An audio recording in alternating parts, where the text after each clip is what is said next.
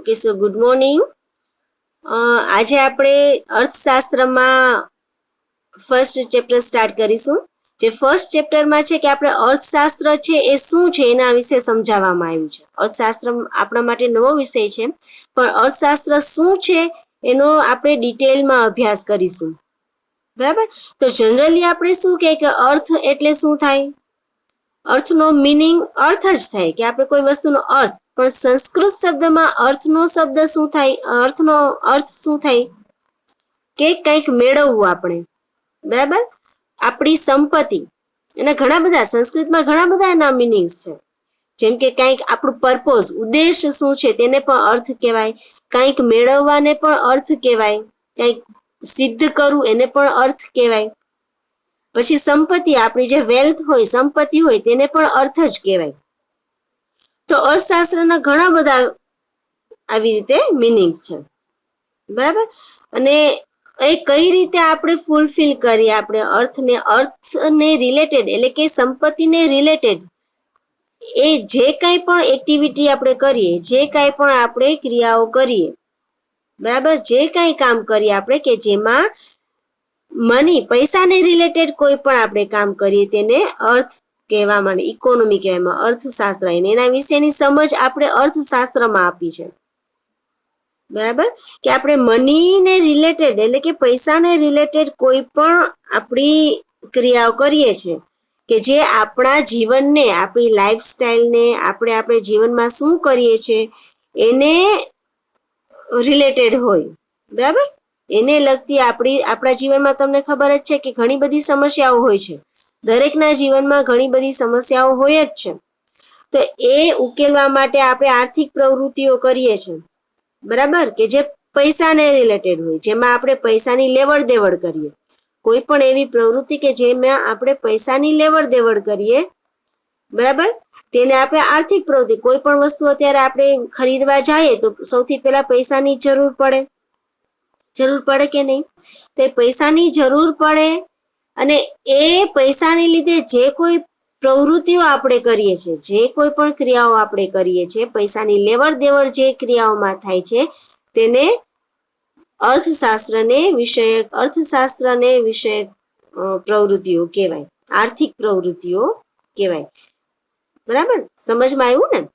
Okay. તો આપણે હવે સ્ટાર્ટ કરીએ કે આર્થિક પ્રવૃત્તિઓ શું શું છે, તે કઈ રીતે ઉદ્ભવે છે, તેને કઈ રીતે આપણે આપણા જીવનમાં એને સંબંધિત છે આપણી આર્થિક પ્રવૃત્તિઓ, એ બધું આ ચેપ્ટરમાં આપણે શીખશું. ઓકે. તો પ્રસ્તાવનામાં જોઈએ, એટલે કે ઇન્ટ્રોડક્શન. માનવી બુદ્ધિશાળી પ્રાણી છે, તેથી તે પોતાની આસપાસની પરિસ્થિતિનું વિશ્લેષણ કરી શકે છે અને વર્ગીકરણ કરી શકે છે. આપણે જોઈએ છે કે માનવી છે એ સૌથી વધારે બુદ્ધિ કોની પાસે છે? માનવીઓ પાસે જ છે. સૌથી વધારે બુદ્ધિ માનવીઓ પાસે જ છે. તો માનવી છે એ સૌથી બુદ્ધિશાળી પ્રાણી છે. એટલે જ આપણે શું કરીએ છીએ કે આપણી આસપાસનું સરાઉન્ડિંગ્સ જે છે, આપણી આસપાસનું વાતાવરણ છે, પરિસ્થિતિ છે, આપણી આસપાસનો જે સમાજ છે, તેને વર્ગીકરણ પણ કરી શકીએ, તેનું ગ્રુપ બનાવી શકીએ. એટલે આપણે બનાવી છે ને, નાત ને જાત ને બધું બનાવેલું જ છે. આપણે એક ગ્રુપ બનાવ્યું છે અને એનું વર્ગીકરણ કર્યું છે. બરાબર. અને એવી વ્યવસ્થાઓ આપણી આસપાસ જે પ્રવૃત્તિઓ થાય છે તેને આપણે એકદમ વ્યવસ્થિત રીતે એનું ઓબ્ઝર્વેશન પણ કરીએ છીએ. બરાબર. એટલે કે એનું અવલોકન કરીએ છીએ કે કઈ રીતે આ પ્રવૃત્તિઓ ચાલે છે. માનવ જીવન સુખરૂપ ચાલે તે માટે તેણે વ્યવસ્થાઓ ઊભી કરી છે, જેમ કે સમાજ વ્યવસ્થા, રાજ્ય વ્યવસ્થા અને અર્થવ્યવસ્થા. આ વ્યવસ્થાઓને સમજાવવા માટે, તેને પેઢી દર પેઢી ચલાવવા માટે તથા વ્યવસ્થામાં ઊભા થતા પ્રશ્નો અને સમસ્યાઓના ઉકેલ માટે માણસે વિવિધ શાસ્ત્રોની રચના કરી છે. એટલે કે આ માનવ જીવન સુખરૂપ ચાલે, એટલે કે માનવ જીવન ઘણી બધી પ્રવૃત્તિઓ કરે છે માનવીઓ. તે માનવીઓ પ્રવૃત્તિઓ કરતાની સાથે પોતાનું જે જીવન છે એ પણ સુખરૂપ ચાલી શકે, એટલે કે બધી એને સગવડો, સુખ સગવડો, ભૌતિક સુખ સંપત્તિના સાધનો બધું મળી રહે, તે માટે તેણે ઘણી બધી વ્યવસ્થાઓ કરી છે. એ માટે તેણે સમાજ વ્યવસ્થા કરી, રાજ્ય વ્યવસ્થા, પૂરું રાજ્ય કઈ રીતે ચાલે રાજ્ય વ્યવસ્થા કરી, બરાબર, અર્થવ્યવસ્થા કરી. એટલે કે આપણે પોલિટિક્સ જે કહીએ છીએ, સોશિયલ લાઈફ આપણે જે કહીએ છીએ, બરાબર. તો એ બધી વ્યવસ્થા કરી, એના નીતિ નિયમો ઘડ્યા, તેના સિદ્ધાંતો બનાવ્યા અને આખી એ વ્યવસ્થાઓની રચના કરી, બરાબર. તે માટે એ લોકોએ વ્યવસ્થિત રીતે સરળતાથી સમજી શકે એ માટે અને પેઢીઓ સુધી આ વસ્તુ ચાલતી આવે, આ વ્યવસ્થાઓ જે છે એ પેઢીઓ સુધી ચાલતું આવે અને લોકો તેનો ઉપયોગ કરી શકે અને એ વ્યવસ્થામાં અથવા એ જીવનમાં થતા તેના અનેક પ્રશ્નો અને અનેક સમસ્યાઓ જે ઉદ્ભવતી હોય છે તેનો સરળતાથી ઉકેલ આવે.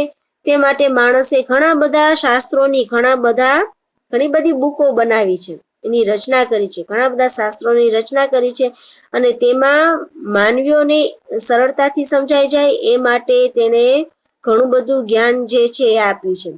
અર્થશાસ્ત્રને સંબંધિત જેટલું જ્ઞાન છે એ બધું તેને આ શાસ્ત્રોમાં આપ્યું છે, બરાબર. આદિયુગમાં માણસ કેટલાક પ્રશ્નો અને સમસ્યાઓનો ઉકેલ લડાઈ કે યુદ્ધ દ્વારા લાવતો, પણ સમજણના વિકાસ સાથે તે સમસ્યાઓનો ઉકેલ શાસ્ત્રો દ્વારા બુદ્ધિપૂર્વકની ગણતરીઓ દ્વારા લાવતો થયો. પહેલાના જમાનામાં તમને ખબર છે કે એન્શિયન્ટ ટાઈમમાં, આદિયુગમાં માણસો જ્યારે એકબીજાને કોઈ સમસ્યાઓ થતી, કોઈ પ્રોબ્લેમ્સ થતા, તો એ લડાઈઓ કરતા. આપણા રાજા મહારાજાઓ જે છે એ લડાઈઓ કરતા. તેને જમીનને સંબંધિત કોઈ પ્રશ્ન હોય કે સંપત્તિને સંબંધિત કોઈ પ્રશ્ન હોય કે મનુષ્યને સંબંધિત કોઈ પણ પ્રશ્ન હોય તો તેનો ઉકેલ લાવવા માટે રાજા મહારાજાઓ જે આદિ યુગમાં જે એટલા મનુષ્યો થઈ ગયા તે યુદ્ધ કરતા, શસ્ત્રોનો ઉપયોગ કરતા. પણ હવે જેમ જેમ માનવી ને શિક્ષણ મળતું ગયું, તેને જેમ જેમ સમજણ આવતી ગઈ, તેમનો જેમ જેમ વિકાસ થતો ગયો, તેમ તેમ શસ્ત્રો દ્વારા નહીં પણ શાસ્ત્રો દ્વારા એ બધી સમસ્યાઓનો ઉકેલ લાવતો ગયો. બુદ્ધિપૂર્વકની ગણતરીઓ દ્વારા, એટલે કે બુદ્ધિપૂર્વક કોઈ પણ સમસ્યાઓનો ઉકેલ કઈ રીતે લાવવો તે રીતે તે સમજણ સાથે તે કોઈ પણ સમસ્યાઓનો, કોઈ પણ પ્રશ્નોનો ઉકેલ લાવતો ગયો, બરાબર. અર્થશાસ્ત્ર આ રીતે માનવીની આર્થિક સમસ્યાઓના ઉકેલ માટે તથા માનવીના આર્થિક વર્તનનો અભ્યાસ કરતું શાસ્ત્ર છે. એટલે આપણે માની શકીએ કે અર્થશાસ્ત્ર છે એ માનવીની દરેક જાતની આર્થિક સમસ્યાઓ, દરેક મનુષ્યના જીવનમાં કંઈક ને કંઈક સમસ્યાઓ, કંઈક ને કંઈક પ્રશ્નો હોય જ, તો દરેકે આર્થિક સમસ્યાઓના ઉકેલ માટે તથા આર્થિક વર્તન, માનવીનું વર્તન કઈ રીતે છે, આર્થિક પ્રવૃત્તિઓ માટે માનવીનું વર્તન કઈ રીતે છે એ સમજાવતું જે શાસ્ત્ર છે તેને અર્થશાસ્ત્ર કહેવાય, બરાબર. કે જે કોઈ આપણે પ્રવૃત્તિઓ કરીએ છીએ, જે પૈસાને સંબંધિત પ્રવૃત્તિઓ છે, જેમાં પૈસાની લેવડ દેવડ થતી હોય તે પ્રવૃત્તિઓને આર્થિક પ્રવૃત્તિઓ કહેવાય. અને એ પ્રવૃત્તિઓને સંબંધિત જે કાંઈ પણ પ્રશ્નો છે તેના ઉકેલ માટે જે કોઈ શાસ્ત્ર રચવામાં આવ્યું છે તેને અર્થશાસ્ત્ર કહેવામાં આવે છે. હવે અર્થશાસ્ત્રનો અર્થ શું છે, મિનિંગ શું છે, આપણે ડિટેલમાં જોઈએ.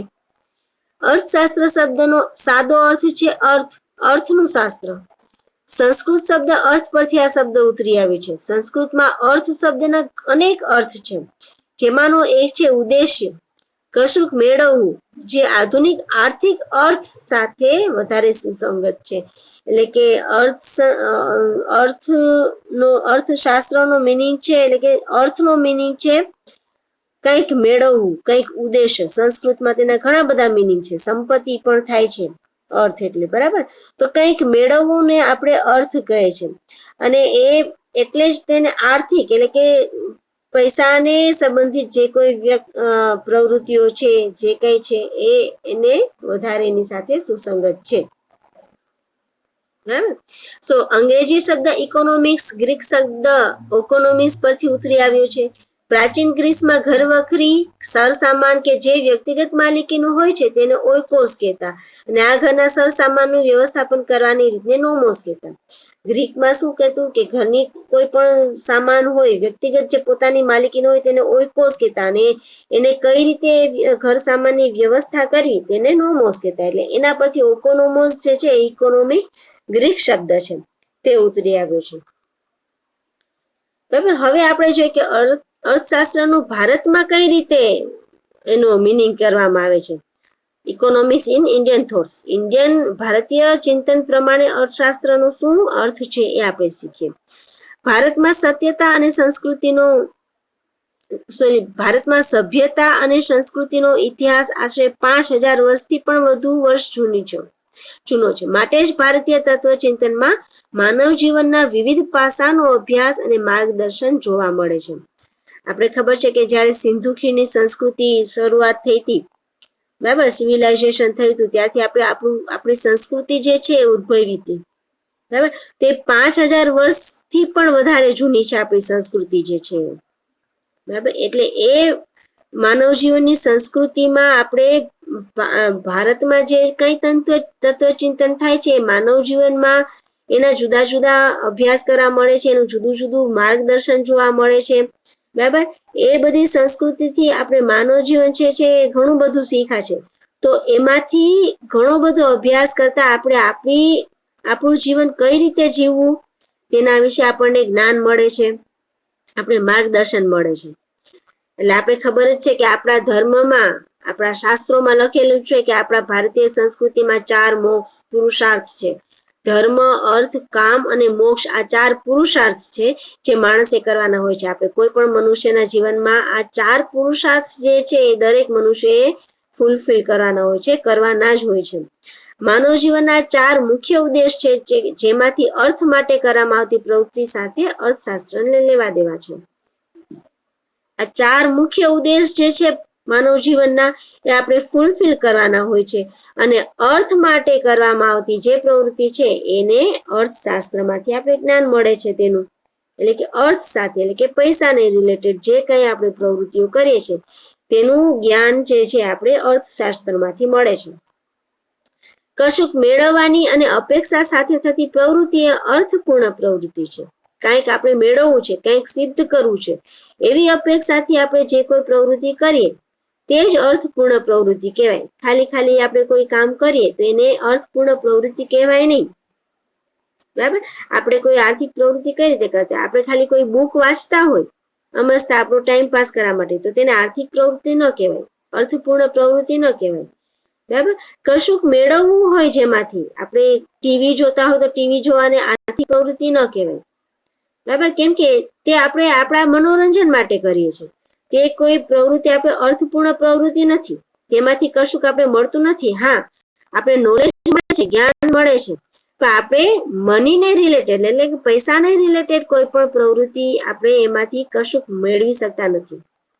બરાબર, તો એ માટેની જે કોઈ પ્રવૃત્તિ થતી હોય જેને આર્થિક પ્રવૃત્તિ કહેવાય, અર્થ સાથે સંબંધિત હોય તેને અર્થપૂર્ણ પ્રવૃત્તિ કહેવાય છે. જીવન નિર્વાહ અને ભૌતિક સુખની પ્રાપ્તિ માટે અર્થોપાર્જન કરવું, એટલે કે આવક મેળવી, તે માણસનું કર્તવ્ય છે. આપણે આપણું જીવન શાંતિથી ચલાવવા માટે, બરાબર, અને આપણે જીવનમાં જેટલા કોઈ પણ ભૌતિક સુખો છે એ બધા ભૌતિક સુખો આપણે મેળવવા માટે, એટલે કે જીવન નિર્વાહની પ્રવૃત્તિઓ કઈ કઈ હોય તો કે આપણે 3 ટાઈમ જમવાનું, બરાબર, રોટી, કપડા ઓર મકાન, એ આપણી જીવન નિર્વાહની પ્રાથમિક પ્રવૃત્તિ છે. એટલે કે એ મેળવવા માટે આર્થિક પ્રવૃત્તિ આપણે કરવી જ પડે. બરાબર, કેમ કે આપણે 3 ટાઈમનું આપણે જમવું હોય તો એ માટે આપણે આર્થિક પ્રવૃત્તિ કરવી પડે. બરાબર, કપડા મેળવવા માટે પણ આપણે આર્થિક પ્રવૃત્તિ કંઈ પણ કરવી જ પડે, આપણે કમાવું પડે. બરાબર, અને એ સિવાય ભૌતિક સુખની પ્રાપ્તિ માટે, એટલે કે ભૌતિક સુખ બીજા જે ઘણા હોય કે ટીવી જોઈએ, આપણે સ્કૂટર જોઈએ, આપણે મનોરંજનના સાધનો જોઈએ, સરસ કપડાં પહેરવા જોઈએ, તો એ માટે આપણે જે કંઈ પ્રવૃત્તિ કરીએ આપણી ભૌતિક સુખની પ્રવૃત્તિઓ કહેવાય. ઓકે, તો જીવન નિર્વાહ ચલાવવા માટે આપણે રોટી, કપડા ઓર મકાન, એટલે કે મકાનની જેમાં આપણે રહી શકીએ, જમવાનું મળી શકે આપણને, અને કપડાં પહેરવા માટે મળી શકે, તો એ જીવન નિર્વાહની પ્રાથમિક જરૂરિયાત જે છે. એટલે ભૌતિક સુખની પ્રાપ્તિ માટે તથા જીવન નિર્વાહની પ્રાપ્તિ માટે આપણે જે કંઈ પ્રવૃત્તિ કરીએ છીએ જેમાંથી આપણને આવક મળે છે તે માણસનું કર્તવ્ય છે, તે આર્થિક પ્રવૃત્તિઓ છે. બરાબર, આશરે 2500 વર્ષ પહેલા અર્થશાસ્ત્ર નામના પોતાના પુસ્તકમાં કૌટિલ્ય, કે જેનું બીજું નામ ચાણક્ય છે, તેમણે માનવીની આર્થિક પ્રવૃત્તિ માટે ચિંતન રજૂ કર્યું હતું. આ સંદર્ભમાં કૌટિલ્યના મતે મનુષ્યની વૃત્તિ અર્થ છે, મનુષ્યના વસવાટવાળી ભૂમિ અર્થ છે તેવી પૃથ્વીના લાભ પાલનના ઉપાયો દર્શાવતું શાસ્ત્ર એટલે અર્થશાસ્ત્ર. 2500 વર્ષ પહેલા ચાણક્ય ચંદ્રગુપ્ત વિષ્ણુગુપ્ત મૌર્ય એટલે કે ચાણક્ય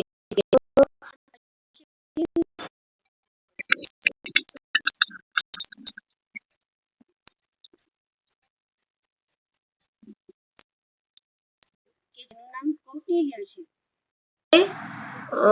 તેના અર્થશાસ્ત્રમાં તેણે લખેલું પુસ્તક જે છે અર્થશાસ્ત્ર, આમાં અંડરલાઈન કરજો કેમ કે આ તમને ઘણી વખત એમસીક્યુમાં પણ પૂછાય છે. 1 માર્ક્સનો જે 1 માર્ક્સ ક્વેશ્ચન છે એમાં પણ પૂછાય છે. તો તેણે પોતાનું આર્થિક પ્રવૃત્તિઓનું ચિંતન રજૂ કર્યું હતું, એટલે કે આર્થિક પ્રવૃત્તિઓ શું શું છે, કઈ રીતે કરવામાં આવે છે એ રજૂ કરેલું હતું.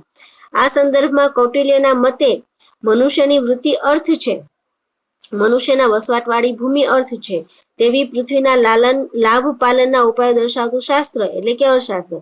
એટલે કે મનુષ્યનો જે સ્વભાવ છે જે એ અર્થ છે, એ જ્યાં મનુષ્ય વસે છે એ ભૂમિ છે એ પણ અર્થ છે. તો એ પૃથ્વી એ ભૂમિના લાભ પાલનના ઉપાયો એટલે એમાંથી શું આપણને લાભ મળે છે, આપણે ભૂમિ ઉપર પૃથ્વીથી આપણે શું શું ફાયદા મળે છે, તેના ઉપર શું શું આપણે આર્થિક પ્રવૃત્તિઓ કરે છે, એ દરેક વસ્તુ જે છે એ અર્થશાસ્ત્રમાં બતાવવામાં આવી છે. ભારતીય ચિંતનમાં માનવ કલ્યાણનો સમગ્ર તથા વિચાર થતો હતો. બરાબર. આર્થિક પ્રવૃત્તિ પણ માત્ર અર્થ કેન્દ્રિત ન રહેતા નૈતિક આધારો સાથે સમગ્ર માનવ કલ્યાણને ધ્યાનમાં રાખીને થાય છે.